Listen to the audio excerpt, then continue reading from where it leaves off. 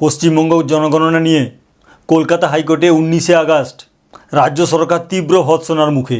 বন্ধুরা, তোমরা সবাই জানো 16ই আগস্ট থেকে 14ই সেপ্টেম্বর পর্যন্ত বাড়ি বাড়ি গিয়ে গৃহ গণনা শুরু হয়েছে।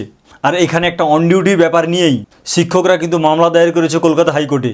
অবশেষে 19শে আগস্ট রাজ্য সরকারকে তীব্র ভর্ৎসনা করলো কলকাতা হাইকোর্ট। তো বন্ধুরা, আজকের ভিডিওটি খুবই গুরুত্বপূর্ণ তোমাদের কাছে, বিশেষ করে যারা এনুমারেটর বা এই জনগণনার সঙ্গে প্রত্যক্ষভাবে যুক্ত আধিকারিক। আজকের ভিডিওতে তোমরা জানবে কলকাতা হাইকোর্টের ঠিক মামলাটা কী প্রসঙ্গে গিয়েছিল, মামলাটা কারা করেছিল এবং বিচারপতির অবজারভেশন বা কী, এবং সেই সঙ্গে তীব্র ভর্ৎসনাটা কী করেছে, এবং সেই সঙ্গে হাইকোর্টের যা যা আপডেট সব কিছু ডিটেলসে আলোচনা করব। সুতরাং বন্ধুরা, বুঝতেই পারছো আজকের ভিডিওটি খুবই ইনফরমেটিভ, তাই ভিডিও শুরু থেকে শেষ পর্যন্ত বিনা স্কিপ করে ভালোভাবে দেখবে। আর ভিডিওটি পছন্দ হলে অবশ্যই লাইক দেবে আর আমাদের চ্যানেলকে অবশ্যই সাবস্ক্রাইব করবে। আমাদের চ্যানেলের নাম অস্মিতা এসডিএ টেক, আমি অভিজিৎ। তো বন্ধুরা, মামলা সূত্রপাতটা দেখো।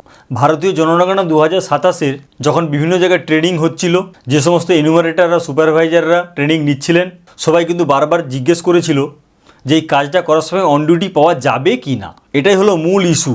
এবং সেখানে পরিষ্কার বলা হয় 1948 সেন্সাস অ্যাক্টে পরিষ্কার বলা আছে জনগণনার কাজে যারা লিপ্ত থাকবে তারা কিন্তু পাবে অন ডিউটি। কিন্তু সেখানে পশ্চিমবঙ্গ রাজ্য সরকারের শিক্ষা দপ্তর থেকে 3 আগস্ট একটা বিজ্ঞপ্তি জারি করেছিল। সেখানে পরিষ্কার বলা হয়েছিল যে স্কুল যেন কোনোরকমভাবে হ্যাম্পার না হয়, অর্থাৎ স্কুলের টাইমের বাইরে গিয়ে এই জনগণনার কাজ করতে হবে। গণ্ডগোলটা বাঁধে এখানেই।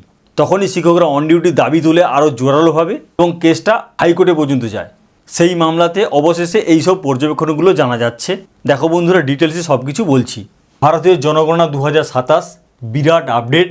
কলকাতা হাইকোর্ট শিক্ষক নিয়োগ, মূলত এই শিক্ষক নিয়োগ এই জনগণনার কাজে লাগানোর ফলেই কিন্তু এই আইনি পথে বাধ্য হয়ে শিক্ষকরা গিয়েছেন।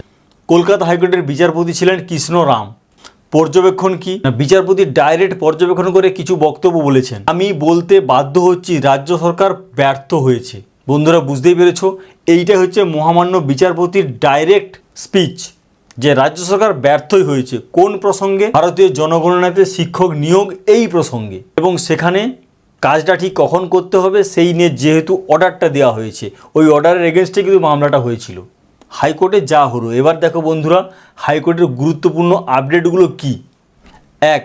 জনগণনার কাজে শিক্ষকদের নিয়োগ করা কি দরকার, অর্থাৎ বিচারপতি ডাইরেক্ট প্রশ্ন করেছেন। 2.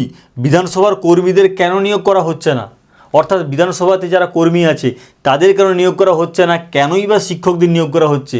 আর যেখানে কিনা কেন্দ্র সরকার এবং রাজ্য সরকার উভয়ই বলছেন শিক্ষাকে বেশি প্রায়োরিটি দিচ্ছে। 3. শিক্ষার অগ্রাধিকার আইনের উপর আপনারা জোর দিলে শিক্ষকদের নিয়োগ করলেন কেন, অর্থাৎ যেহেতু শিক্ষার অগ্রাধিকার আইনের উপর জোর দিচ্ছে কেন্দ্রীয় সরকার এবং রাজ্য সরকার, তাহলে শিক্ষকদের কেন নিয়োগ করা হচ্ছে? কারণ কাজ করতে গেলে তো টাইম স্প্যান দরকার, অন ডিউটি তো ডেফিনেটলি দিতেই হবে, তা নাহলে কাজটা করবে কি করে। এরপর দেখো আরও কিছু কনফিউশন আছে। আর কেন্দ্রীয় ও রাজ্য সরকারের মধ্যে সমন্বয়ের অভাব, তার মানে কেন্দ্র সরকার এবং রাজ্য সরকারের মধ্যে সমন্বয়ের অভাবটা হচ্ছেই। কেন বলেছেন একটু পরে আরও জানতে পারবে। 5. কেন্দ্র বলছে জনগণনা সকাল 9টা থেকে বিকেল 4টের মধ্যে করতে হবে। বন্ধুরা, বুঝতেই পেরেছ, সকাল 9টা থেকে 4টের মধ্যে করতে হবে। এরপর দেখো 6. রাজ্য সরকার বলছে স্কুল সময়ের বাইরে করতে হবে, যেটা কিনা এই 3 আগস্টে নোটিফিকেশান দিয়েছিল। তাহলে বন্ধুরা বুঝতেই পেরেছ, 5 আর 6 এই দুটোতেই কিন্তু মেন কন্ট্রাডিকশানটা এসেছিল। কেন্দ্র বলেছে সকাল 9টা থেকে 4টের মধ্যে ডিউটিটা করতে হবে, আবার রাজ্য সরকার বলেছে স্কুল টাইমের বাইরে গিয়ে কাজ করতে হবে। তাহলে শিক্ষকরা করবেটা কি? এই জন্য কিন্তু মামলাটা হয়েছিল। 7. দুটো কাজ একসঙ্গে কিভাবে সম্ভব? এই যে দুটো কাজ 9টা থেকে বিকেল 4টে, আবার স্কুল টাইম 10:30 থেকে 4:30, তাহলে একসঙ্গে দুটো কাজ কি করে সম্ভব?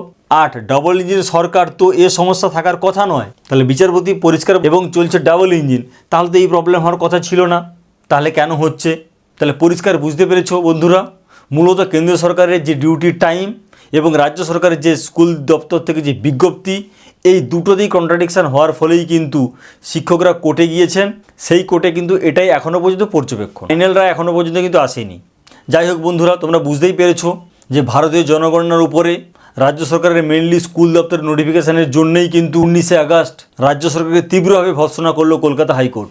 সে যাই হোক বন্ধুরা, ভারতের জনগণনা নিয়ে যদি আবার কোনো আপডেট আসে তা ডেফিনেটলি তোমাদের সঙ্গে শেয়ার করব। আজকের ভিডিও যদি ভালো লাগে অবশ্যই কমেন্ট করবে, লাইক তো দেবেই, আর আমাদের চ্যানেলকে অবশ্যই সাবস্ক্রাইব করবে। আর যে কোনো ট্রেন্ডিং টপিকের আপডেট পেতে হলে আমাদের চ্যানেলটিকে সাবস্ক্রাইব করতেই হবে। আজকের ভিডিওটি এই পর্যন্ত। Thank you.